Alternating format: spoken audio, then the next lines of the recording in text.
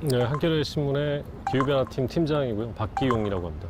기후변화팀의 임무는 인류 절멸사의 초기 과정을 기록하는 일이다. 하늘에서 검은 벌레떼가 미국 샌프란시스코의 하늘이 러시아 시베리아 지역에 도심을 공습한 벌레떼로 기온으로 모기떼가 자신들의 생존이 걸린 문제라며 겨울이 돼도 북극해가 얼지 않는 겁니다. 평균적인 기온이 지금 1도가 올라간 건데요. 사람들이 궁금한 거죠.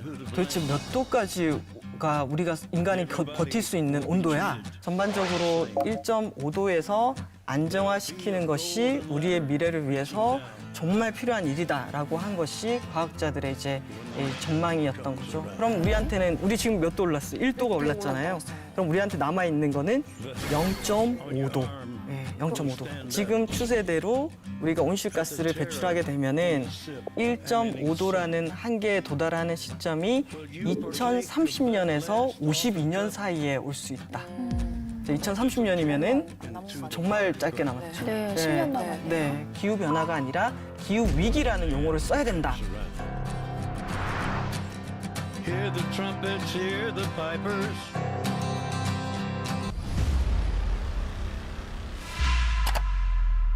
앞서 기후위기가 뭔지 살펴봤다면 이제는 우리가 어떤 상황에 처해 있는지 또 어떤 준비를 해야 되는지 좀 더 깊이 있게 이야기를 나눠보겠습니다. 언론 보도 보다 보면은 네. 저희 보고 이제 기후 악당국 뭐 이런 네, 얘기 하더라고요. 네. 그런 표현이 네. 좀 얼마나 심하길래 우리가 그런 악당? 그 기후 행동 추적이라고 하는 시민 사회가 이제 2016년도에 이제 보고서를 내면서 온실가스 배출량을 줄이지 못하고 오히려 훨씬 더 막 늘려 나가고 또 석탄 발전에 대한 이런 수출이라든지 국내에 많이 투자하는 나라들을 딱 꼽아가지고 기후 악당이라고 기후 위기에 대해서 너무 대응하지 않고 있다라고 해서 이제 저희가 그런 얘기를 듣게 됐는데요.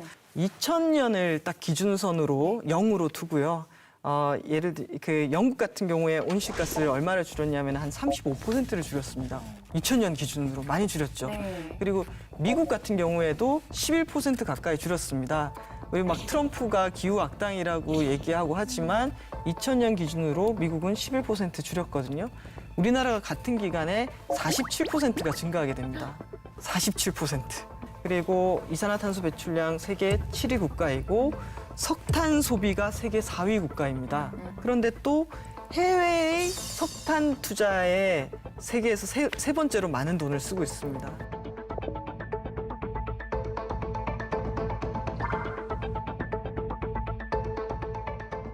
그러다 보니까 한국이 국내에서도 석탄을 줄이지 못하고 있고 또 이 온실가스가 계속 늘어나고 있고 해외 석탄 투자도 하고 있다라고 하면서 지금 좀 국제사회에서 기후 위기에 너무 대응하지 않고 있다라는 이런 비판을 받고 있습니다. 국제사회는 어떻게 대응하고 있습니까? 국제사회는 기후 문제를 인식하고 상당히 오랫동안 이 문제를 풀기 위해서 논의를 해왔습니다. 그래서 기후변화 협약에 관한 당사국 총회, 기후변화 협약 이런 것들을 만들어서 각각의 나라들이 온실가스를 줄이도록 노력해 왔거든요. 그래서 여러분 교토의정서 들어보셨을 겁니다. 선진국들이 먼저 온실가스를 줄이는 것을 약속한 게 교토의정서인데요. 그 다음에 만들어진 게 이제 2015년도에 파리협정이 만들어져서 선진국만 줄일 일이 아니다. 우리 모두가 함께 온실가스를 줄여야 된다라고 하면서 각각의 나라가 온실가스를 얼마를 줄일지를 이렇게 목표를 설정하게 하고 2021년도부터는 그 목표를 지키도록 강제하고 있습니다. 파리 협정 당시에 저희가 뭐 해야 되는 그 양은 어느 정도였는지. 네, 파리 협정 당시에 여기도 좀 재밌는 포인트가 있는데요. 2015년도에 우리나라가 온실가스 감축량을 산정하는 방식이 배출 전망치 대비였습니다. 이건 아무런 노력을 하지 않았을 때 한국의 온실가스 배출량이 한 8억 톤 정도 늘어날 건데 이만큼 늘어날 건데 요 늘어나는 거에서 37% 정도 줄여가지고 5억 3천만 톤을 만들겠다라는 배출 전망치 대비 감축량이었거든요. 근데 이게 배출 전망치를 어떻게 잡는가에 따라서 이 수치가 불명확하잖아요.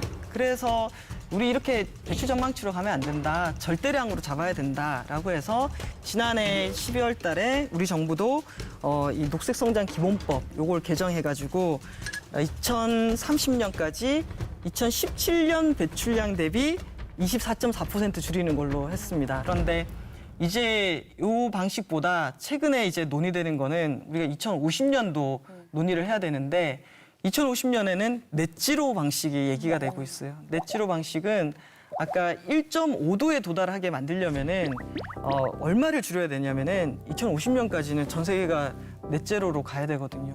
넷제로는 순증 제로. 그러니까 전 세계 온실가스 배출량이 더 이상 대기 중에 추가로 배출돼서는 안 된다라는 것을 의미합니다. 그래서 만약에 우리가 요만큼이라도 배출하잖아요. 그러면 이게 CO2가 배출됐다. 그럼 나무를 심어서 그 배출한 것을 흡수해가지고 플러스 마이너스 제로로 만들어야 되는 거예요. 그래서 이 얘기는 2050년이 되면은 석유든 석탄이든 가스든 모든 화석 에너지를 쓰지 않도록 해야 된다라는 것이 이제 1.5도를 도달하기 위한 국제사회의 목표가 된 거예요.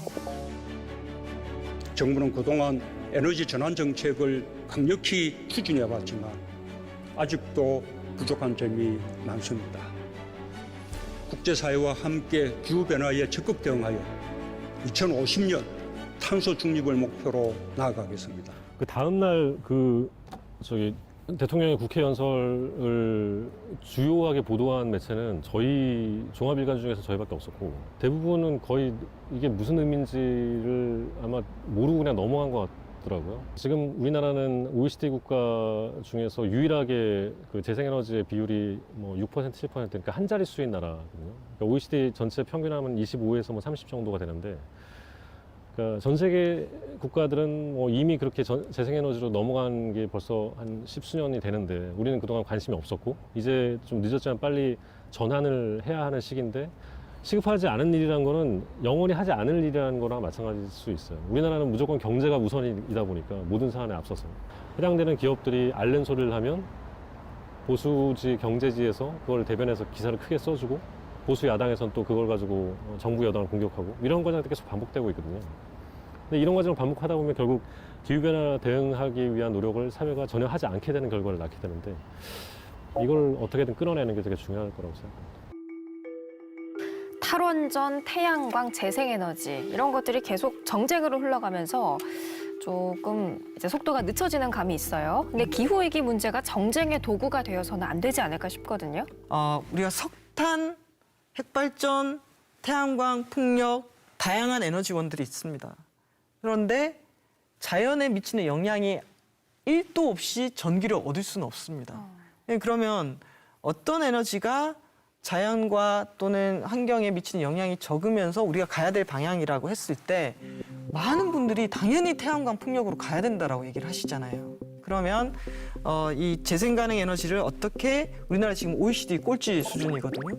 이걸 어떻게 늘려갈 것인가에 대해서 법이나 제도 이런 것들을 저는 좀 만들어서 실제로 빠르게 확산을 해야 된다고 생각합니다. 그런데 최근에 일부 언론에서도 보면 이 무너진 태양광이라든지 멈춰있는 풍력 이거 하나를 가지고 재생가능 에너지 전반에 대한 이런 불신에 대한 이미지를 심어주는 거 저는 이건 상당히 안타깝고 위험하다라고 생각을 합니다. 그래서 문제가 있을 수 있습니다. 하지만 해결해 가는 방식으로 가야 되는 거고요.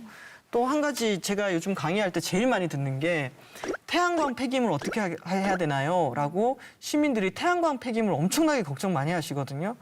그런데 태양광 폐기물은 10만 년을 보관해야 되는 핵 폐기물에 비하면은 정말 간단하게 해결할 수 있는 문제입니다. 유럽 전역에는 이 태양광 폐기물만 수거하는 협동조합 형태의 센터가 있습니다.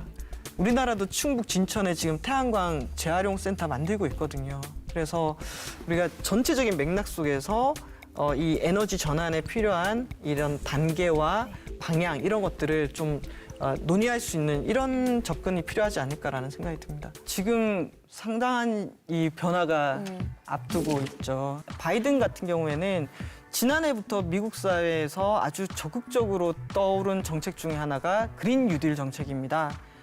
그린 뉴딜 정책은 미국 사회를 2050년 넷제로로 만들겠다라는 그 내용들을 담고 있거든요. 미국이 지금 전 세계 온실가스 배출량 세계 2위 국가입니다. 1위가 중국이고요. 근데 이 많이 배출하는 미국을 2050년 넷제로로 만들겠다라는 이 내용을 바이든 후보는 공약을 하고 있거든요. 아마 미국이 이 그린 뉴딜 정책을 통해서 온실가스를 줄이는 일에 좀 더 적극적으로 나서게 되지 않을까. 그리고 파리 협정 탈퇴한 것을 바로 복귀하면서 이 기후 체제, 신기후 체제에 돌아오게 된다.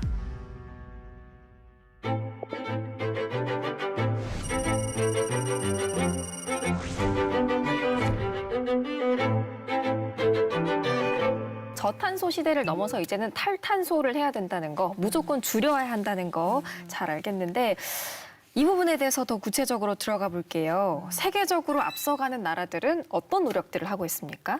네, 탈석탄, 탈내연기관 이런 표현들이 지금 나오고 있습니다. 그러니까 탈석탄이라고 하면 석탄 발전소를 줄여가는 정도가 아니라 아예 0으로 만든, 아예 모든 석탄 발전소를 폐쇄하는 목표를 세우고 지금 움직이고 있습니다. 특히 유럽 국가들이 그런 목표를 많이 세우고 있는데요.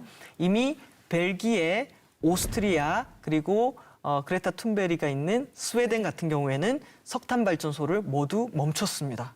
석탄 발전소가 제로가 된 거예요. 그러면 석탄을 태워서 전기를 생산하지 않는다라는 거고요.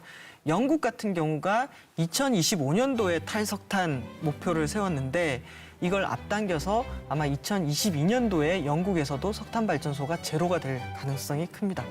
그리고 우리가 운송수단으로 지금 석유를 기반으로 한 내연기관 차량을 많이 쓰고 있잖아요. 근데 독일 같은 경우에도 이 독일도 자동차 많이 만드는 나라지 않습니까? 근데 독일도 2030년도에는 내연기관 차량을 생산 판매 금지하는 법안 이런 것들을 논의하고 있거든요. 그래서 아예 줄이는 것 정도가 아니라 석탄 발전 제로, 내연기관 차량 생산 판매 금지 연도 설정 이런 식으로 정책을 만들고 있습니다. 특히 유럽연합 같은 경우에는 지난해 11월 달에 유럽연합 차원에서 기후 비상 선언을 합니다.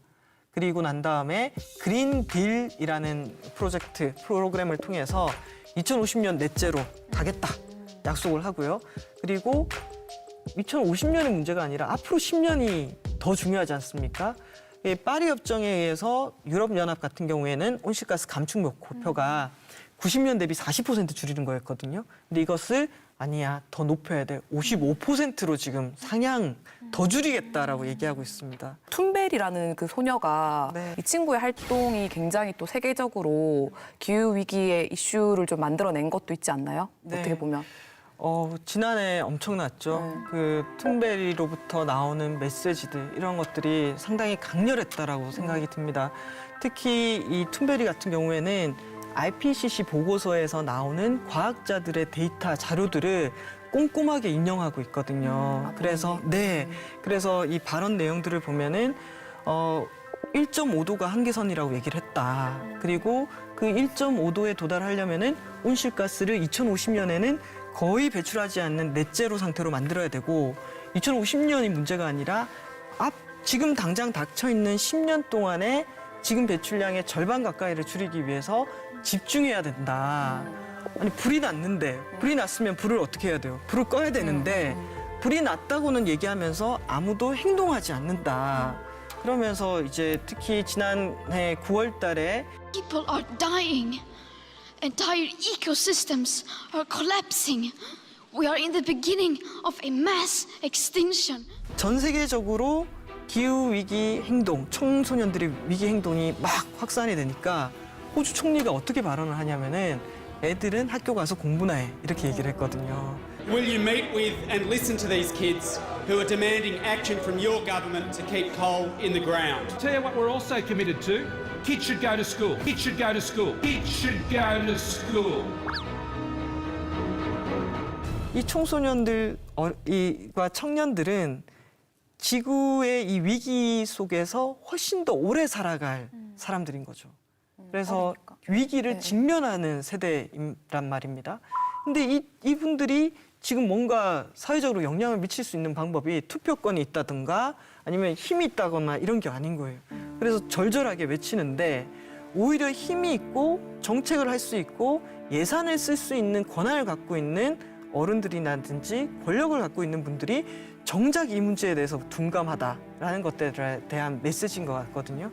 그래서 저는 이분들의 이야기를 좀 더 절박하게 들어야 된다. 그래서 청소년이나 청년들이 실제 우리 기후 대책을 수립하는데 참여해야 된다고 생각합니다.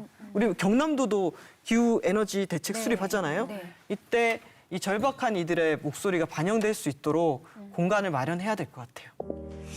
누구도 예외 없이 지킬 수 없다라는 게 지금의 현실 같은데요. 제가 왜 우는지 모르겠는데 저희가 마주하고 있는 현실은 이런 것 같습니다. 변화는 하지 않고 변화를 하기까지는 현실의 벽은 너무 높은데 문제는 너무 심각하고 시간은 없는데 너무 더딘 현실을 마주하면서 도대체 우리가 살아가는 미래에서 얼마나 수많은 불평등을 마주하고 얼마나 최악의 모습들을 마주하며 살아갈지를 생각했을 때는 되게 가혹하고 예견된 그런 미래가 너무 결정이 되어 있기 때문에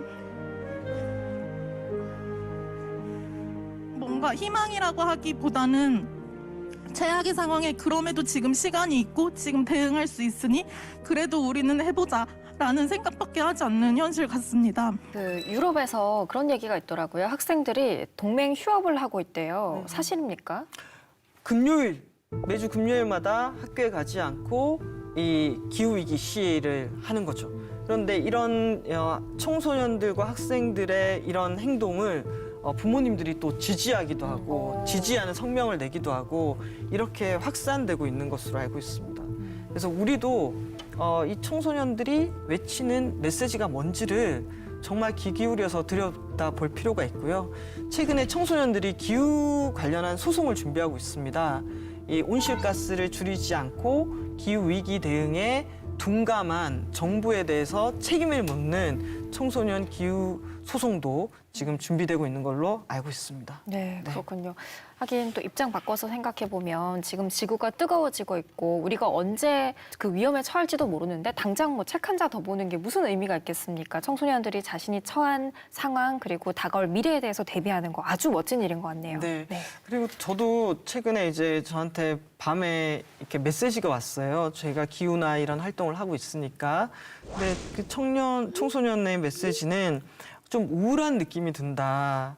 기후 우울증을 호소하는 청소년들이 늘어나고 있습니다. 그래서 이 청소년들이 기후 문제에 대해서 좀 우리보다 훨씬 더 민감하고 그들이 느끼는 그 걱정이나 두려움이 뭔지 이런 것들을 전 정말 잘 들여다볼 필요가 있겠다라는 생각도 듭니다. 그렇네요. 네. 그리고 또 박사님 말씀하신 것처럼 태어나 보니 위기인 우리 아기들도 사실 그들을 위한 마스크 세대지. 그렇죠. 그 눈 떠보니까 뭐 외출도 못하게 하죠. 마스크 쓰고 다니라고 하죠. 굉장히 좀 안타깝고 그런 현실인데 참 물려줄 환경을 잘 관리해야 되겠다는 생각이 듭니다.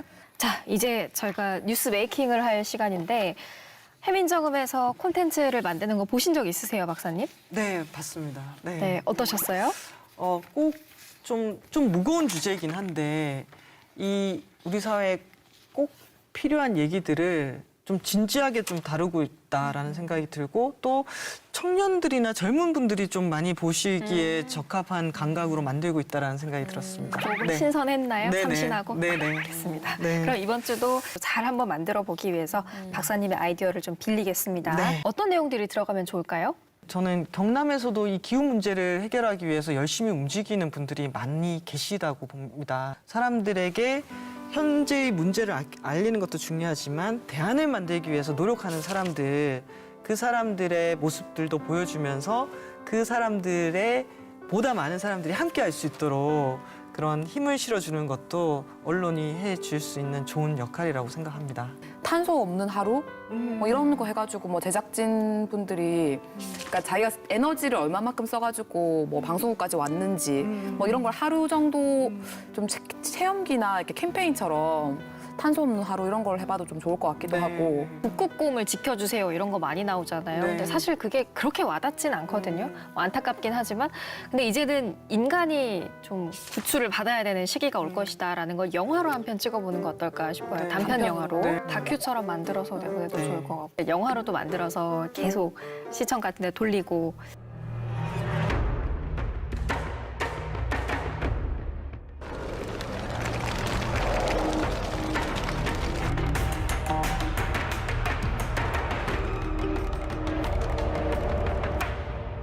지금 저희가 2020년을 살고 있잖아요.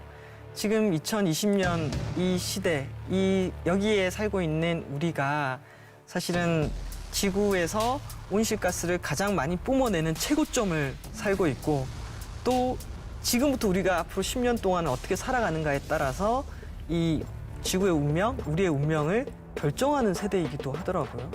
네, 그래서 우리 세대가 앞으로 10년을 어떻게 살아가는가가 정말 중요하다. 우리가 열쇠를 가지고 있다. 이런 생각을 하고 있습니다.